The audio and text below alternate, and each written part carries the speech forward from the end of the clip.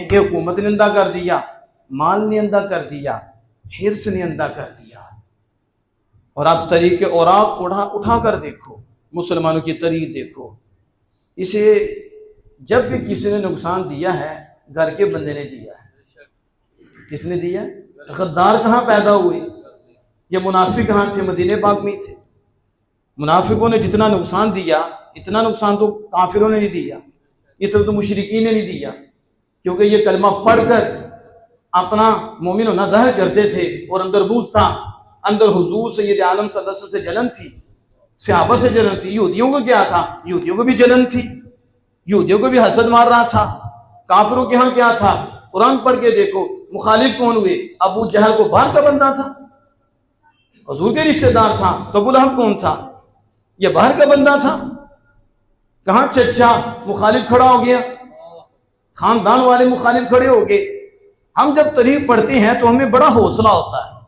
जब हम अपने बुजुर्गों की, आमिना के नाम सल्लल्लाहु अलैहि वसल्लम की सीरत पे जब हम नजर डालते हैं, और जब हुजूर के घर वालों की सीरत पे नजर डालते हैं, असहाबे रसूल की भी सीरत पे नजर डालते हैं, फिर आगे बुजुर्गान दीन की सीरत पे नजर डालते हैं, तो जब हमारे साथ कोई ऐसा काम करता है, वो हमारे मुखालिफ आता है और ऐसे ऐसे जुमले बोलता है, तो वो सीरत जब सामने आती है, हम कहते हैं हम क्या हैं? हम क्या हैं? जिन्होंने आमिना के लाल को नहीं छोड़ा वो भी रिश्तेदार थे। सबसे पहले जिसने रसूलुल्लाह की मुखालफत की वो हुजूर के रिश्तेदार थे। ऐसा है कि नहीं?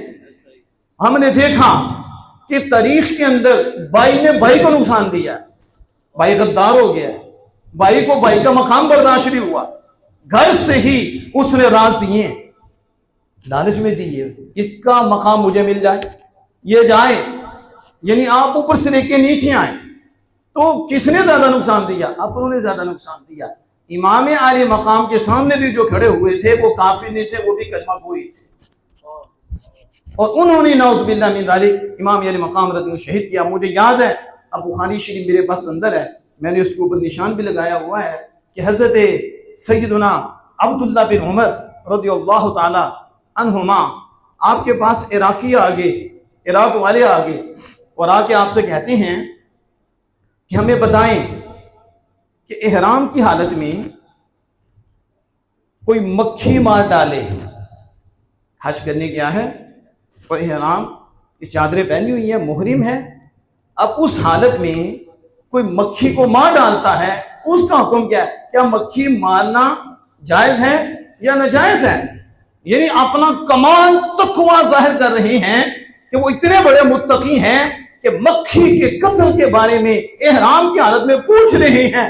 तो आगे से हज़रत अब्दुल्लाह बिन उमर जो सय्यदुना फारूक आदम रज़ियल्लाहु अन्हु के साहबजादे हैं और सहाबी रसूल हैं, और सबसे बढ़कर नबी अकरम सल्लल्लाहु अलैहि वसल्लम की शरीयत के इत्तिबा करने वाले, और सबसे बढ़कर आमिना के लाल सल्लल्लाहु अलैहि वसल्लम के तबर्रुकात और हुजूर के साथ जो चीजें मंसूब हो गई हैं उनकी हिफाजत फरमाने वाले।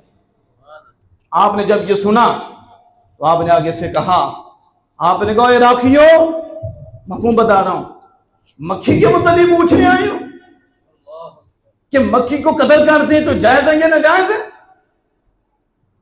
तुमने तो हुसैन इब्ने अली को कत्ल कर दिया, दोनों तो मौला मुश्किल कुशा शेर खुदा के बेटे को कत्ल किया है, और तुमने आमिना के लाल सल्लल्लाहु अलैहि वसल्लम के नवासे को कत्ल किया है।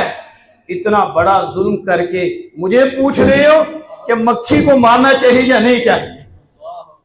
आज ये भोंकते हैं कि सहाबे रसूल ने यजीद के बारे में कोई लफ्ज नहीं बोला और यजीद को अच्छा समझते थे। ये सहाबा में तोहमत है, सहाबा में इल्जाम है, ये बेअदब लोग हैं। ये अब्दुल्लाह बिन उमर हैं और बुखारी शरीफ है, और वो बता रही हैं कि इराकियों तुमने कत्ल किया है, मुझे यजीद से भी नफरत है और यजीद के टोले से भी नफरत है, इसलिए कि इसने इमाम अली मकाम इमाम हुसैन रज़ियल्लाहु अन्हु को कत्ल किया। अगर नफरत ना होती, ऐसा ना होता, तो आप मोहब्बत से जवाब देते, बस मक्खी का मसला था आप दे देते, या थोड़ी सी शिद्दत कम कर लेते ना। बल्कि आपने ये जो जुमला इरशाद फरमाया, ये आपका इमाम आली मकाम इमाम हुसैन रज़ियल्लाहु अन्हु से ज्यादा मोहब्बत को जाहिर करता है, और यजीद के जितने भी टोले जमात वाले थे उनसे नफरत का इजहार करता है और नफरत को जाहिर करता है। और ये कहते हैं कि हजरत अब्दुल्ला बिन उमर रज़ियल्लाहु अन्हु दूसरे, वो तो उन्होंने यजीद के बारे में कुछ नहीं कहा, उन्होंने कहा ये किसने कहा है। और फिर आपने ये भी वाज़ेह किया कि इन्होंने तौबा नहीं की। अगर तौबा की होती तो अपने जमाने में हजरत अब्दुल्ला बिन उमर हैं तो वो कुछ भी ना कहते, क्योंकि तौबा कर चुकी हैं, माफी मांग चुकी हैं। लेकिन उस वक्त भी आपने कहा कि कातिल हुसैन, यानी आपने ये भी वाज़ेह किया ना यजीद ने तौबा की ना उसकी जमात ने तौबा की है। अब ये सहाबी रसूल है, मैं इसलिए कहता हूं कि आप अहादीस की तरफ आए। ये किस्से कहानियां, ये तारीख घड़ी हुई, ये कुरान के सामने कोई हैसियत नहीं रखती, ये हदीस मुबारक के सामने कोई हैसियत नहीं रखती। ये जवान नस्ल तरीक उठा के फिर रही है। हमने कहा तुमने तरीक का कलमा पढ़ा या अल्लाह के रसूल का कलमा पढ़ा है? तुम्हारे सामने तो बैठ तुम्हें बताएं तरीक क्या है, और जुबान मुस्तफा से निकलने वाले मोती और वो सुनहरी हुरूफ से बढ़कर लिखने वाले मोती वो क्या है? वो वही खुदा है, उससे आगे किसी की बात नहीं मानी जाती। तारीख में जो बात भी सहाबा की अजमत के खिलाफ हो और जो बात भी अहले बैत अतहार की अजमत के खिलाफ हो और अज़वाज मुतहरात की शान के खिलाफ हो, उसके मुंह में मार दो। वो कमीने तारीख अपने पास रख, हमारे पास रब का कुरान भी है, आमिना के लाल की जुबान भी है, रब भी उनकी शान बयान करता है, रब के मुस्तफा भी उनकी शान बयान करता है। इसलिए इतने कच्चे ना पड़ो। ये तारीख सुना सुना के तुम्हें सहाबा के दुश्मन बना रहे हैं, तारीख सुना सुना के तुम्हें अहले बैत अतहार के दुश्मन बना रहे हैं। हम कहते हैं तारीख में जो जुमला उनकी शान को जाहिर करेगा हम उसको मानेंगे, जो उनकी शान के खिलाफ होगा हम कहेंगे ये रद्दी में भी डालने के काबिल नहीं। इसलिए राज़े मोहतरम इस चीज को हमने ज़हन रखना। इमाम अली मकाम इमाम हुसैन रज़ियल्लाहु अन्हु को बुट्टी भी रसूलुल्लाह सल्लल्लाहु अलैहि वसल्लम ने दी और उनके कान में अजान भी रसूलुल्लाह सल्लल्लाहु अलैहि वसल्लम ने दी। हम कहते हैं अशहदु अन्ना मुहम्मदन रसूलुल्लाह, तो हुजूर ने क्या फरमाया? अशहदु अन्नी रसूलुल्लाह, मैं अल्लाह का रसूल हूँ। अजान देने वाले भी मुनफरिद हैं, अजान भी मुनफरिद है, जिनकी कानों में दी जा रही है वो भी मुनफरिद हैं, वो भी मुमताज हैं। तो जिसके कान में रसूलुल्लाह अजान दे रहे हैं, बताओ दिल की तख्ती कितनी रोशन होगी, कितनी रोशनी होगी कि किस अंदाज से आक़ा दो जहां सल्लल्लाहु अलैहि वसल्लम अजान दे रहे हैं। सिर्फ इन्हें नहीं, इमाम हसन पाक को भी, इमाम हुसैन पाक को भी। और फिर हुजूर फरमाते हैं कि 7 दिन जब हो जाएं तो इनका अकीका करो। हसन पाक का एक मेंढे, हुसैन पाक का एक मेंढे से अकीका करो। उनका भी एक मेंढे से हुआ, उनका भी एक मेंढे से हुआ, एक बकरे से भी अकीका करना जायज है, तो अकीका करें। और फिर इनके बाल चांदी के बराबर तोड़कर सदका कर दें। नबी अकरम सल्लल्लाहु अलैहि वसल्लम ने बुट्टी भी दी, अजान भी दी, लुआब भी दिया, उनको अदा किया। फिर आक़ा जहां सल्लल्लाहु अलैहि वसल्लम को जब खुशखबरी मिली कि हुसैन पाक पैदा हुए तो आप तशरीफ लाए। आपने कहा मुझे दिखाओ मेरा बेटा, मेरा बेटा मुझे दिखाओ। हुजूर बेटा फरमाते थे, मेरा बेटा मुझे दिखाओ, तुमने इसका नाम क्या रखा है? तो हज़रत अली शेर खुदा रज़ियल्लाहु अन्हु अर्ज़ की हरब रखा है। फरमाया मैंने इसका नाम हुसैन रखा है, मैंने इसका नाम। इसी तरह पहले इमाम हसन मुश्तबा रज़ियल्लाहु अन्हु की विलादत हुई थी तो उनके मुतल्लिक भी कहा कि मैंने इनका नाम हरब रखा है, आपने मैंने इनका नाम हसन रखा है। फिर एक बेटे और थे जिनका नाम मोहसिन था, एक और बेटे पैदा हुए तो हुजूर सल्लल्लाहु अलैहि वसल्लम उनको भी पूछा, फिर हुजूर ने मैंने इनका नाम मोहसिन रखा है, वो पहली वफात पा गए थे, उनका नाम मोहसिन रखा है। फिर आप सल्लल्लाहु अलैहि वसल्लम फरमाते हैं कि मैंने इनके नाम हारून अलैहिस्सलाम की औलाद के नामों पर रखे हैं। उनका नाम शबुल और शबीर और मुबश्शिर था, और ये अरबी जुबान में हसन हुसैन और मोहसिन है। बल्कि आप सल्लल्लाहु अलैहि वसल्लम फरमाते हैं ये मेरे बेटों के नाम आसमान से आए हैं और इससे पहले किसी का नाम हसन और हुसैन नहीं था। यानी ये मुनफरिद थे और इनका नाम हसन हुसैन रखा गया। अब मजीद आप आगे चलें कि नबी अकरम फ़ख्र दो आलम सल्लल्लाहु अलैहि वसल्लम इन्हें प्यार से देखा करते थे और इनके बगैर रहते नहीं थे। आपको याद होगा एक वक्त वो भी आया कि दाएं जानिब इमाम हुसैन पाक थे और बाएं जानिब हजरत इब्राहिम जो आप सल्लल्लाहु अलैहि वसल्लम के बेटे हैं, एक तरफ नवासे थे और दूसरी तरफ बेटे थे। तो ज़ाहिर है ये मोहब्बत का एक इजहार था। लेकिन बेटी के बेटे थे ना, तो ज़ाहिर है जो बाप होता है ना उसकी नज़र बेटी पे होती है, बेटी को खुश करना चाहता है। और बेटी भी सय्यदा हूँ तो ये बात ताहरा हूँ रज़ियल्लाहु ताला अन्हा, और हुजूर ने फरमाया था कि मेरी से ये फातिमा नाराज होती है तो रब नाराज हो जाता है। इन्हें जो तकलीफ देता है वो रब को तकलीफ देता है। इनके नाराजगी रब की नाराजगी है और हुजूर सल्लल्लाहु अलैहि वसल्लम की इनके नाराजगी बर्दाश्त नहीं होती। आक़ाए जहां सल्लल्लाहु अलैहि वसल्लम के दाएं जानिब हुसैन पाक हैं, बाएं जानिब हजरत इब्राहिम है। तो जिब्रील आ जाती है, फरमाया अल्लाह पाक इन दोनों को आपके पास नहीं रहने देगा, एक अल्लाह के हवाले। अब चूज आपने करना है किसको किस पे कुर्बान करना है। अब ये भी एक इम्तिहान है, एक तरफ बेटी का बेटा है, एक तरफ अपना बेटा है। तो नबी करम सल्लल्लाहु अलैहि वसल्लम ने फैसला क्या किया, अपने बेटे को हुसैन पे कुर्बान कर देता हूँ, अगरचे मुझे बड़ी तकलीफ होगी बेटे के जाने से, लेकिन हुसैन पाक अगर पेश कर दूं, इन्हें सुपुर्द कर दूं, फिर बेटी को ज्यादा तकलीफ होगी। तो मुझे तो बेटी की तकलीफ बर्दाश्त नहीं, अपनी बर्दाश्त कर लूंगा लेकिन बेटी की बर्दाश्त नहीं। तो फिर जिब्रील अमीन से कहा कि मैंने इब्राहिम को दे दिया। मैंने किसको दिया? इसलिए जब इमाम हुसैन आया करते थे तो आप सल्लल्लाहु अलैहि वसल्लम फरमाया करते थे, हुसैन मफ़हूम हदीस बता रहा हूँ, तुम तो वो हो जिस पर मैंने अपना बेटा कुर्बान कर दिया। अब जरा गौर करो कि ये ऐसे नहीं है कोई किस्से कहानियां सुना रहा हूँ, मैं हदीस सुना रहा हूँ। नबी अकरम फ़ख्र दो आलम सल्लल्लाहु अलैहि वसल्लम तशरीफ फरमा थे, आपकी फूफी हज़रत उम्मे फ़ज़ल रज़ियल्लाहु ताला अन्हा हाजिर हुई। उन्होंने कहा मैंने एक ख्वाब देखा और ख्वाब बड़ा खतरनाक है।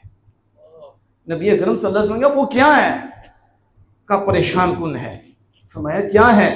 कहा मैंने क्या देखा कि आपके जिस्म का टुकड़ा अलग हुआ और मेरी गोद में आ गया।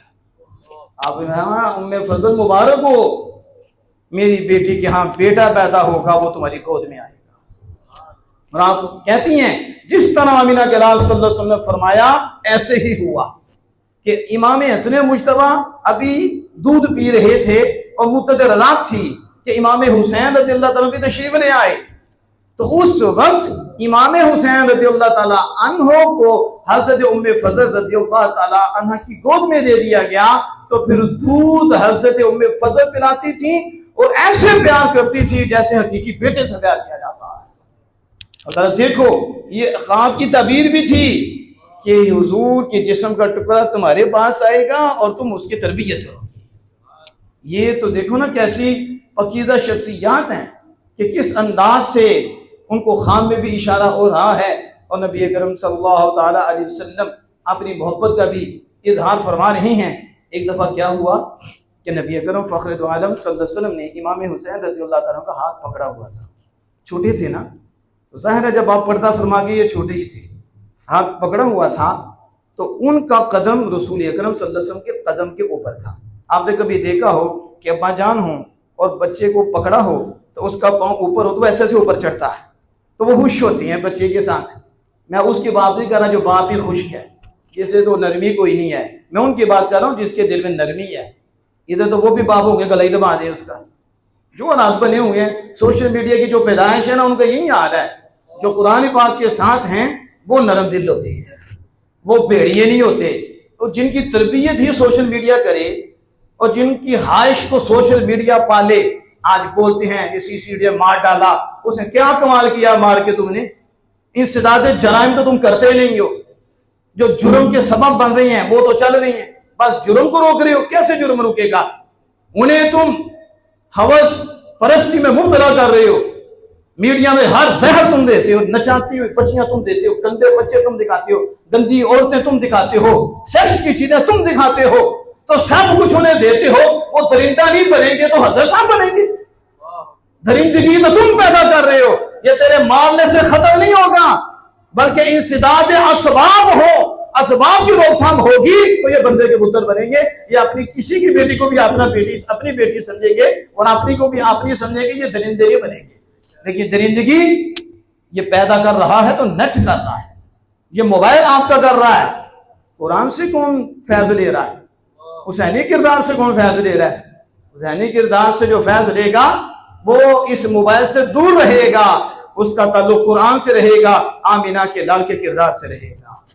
इसलिए नाज़ मोहतरम जो अर्ज कर रहा हूं कि कदम रखा नबी अकरम सल्लल्लाहु अलैहि वसल्लम के कदम पाक के ऊपर, तो आपने फरमाया हुसैन और चढ़िए और चढ़िए।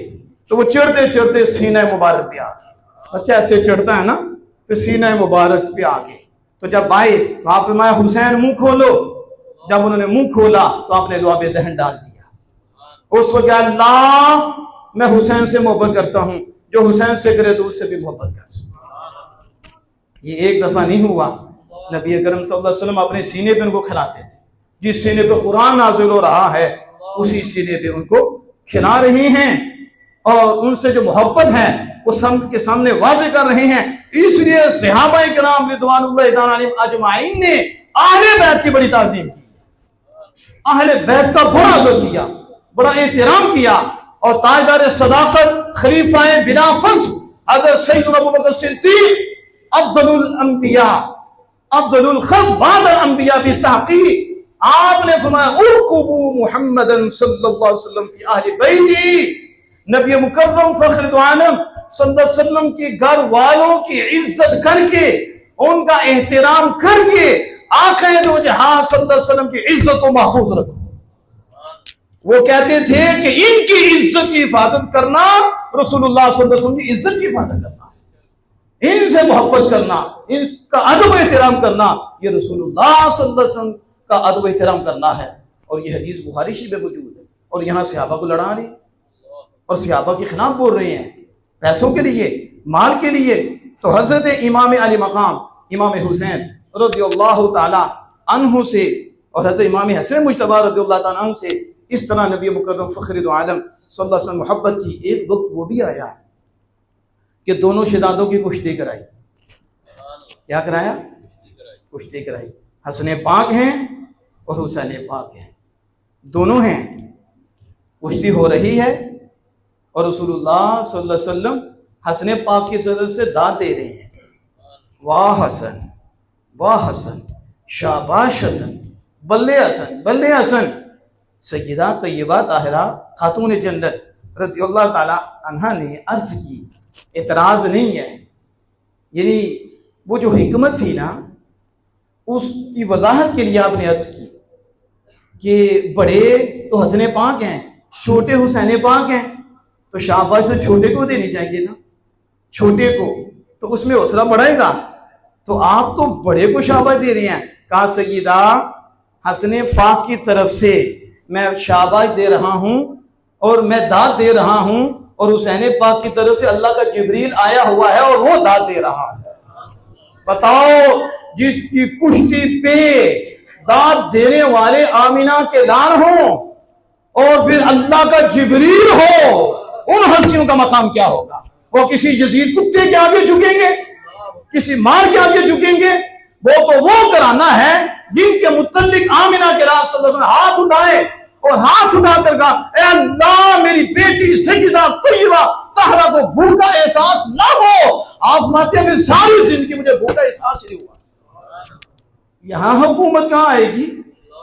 मैं तो कहता हूं जो मौला मुश्किल कुशा का हो जाए, सही उनका हो जाए, वो भी दुनिया का कुत्ता नहीं रहता, वो खुदा का बंदा बन जाता है, आमिना के लाल का गुलाम बन जाता है। वो तो ऐसी हस्तियां हैं जिन पे नजर डालते दुनिया निकाल देती। उनके यहां दुनिया कहां से? जिनकी परवरिश ही खानदानी नबूवत भी हो रही है और जिन पे अल्लाह पाक कुरान नाज़िल फरमा रहा है और हुजूर उनकी शान बयान फरमाने।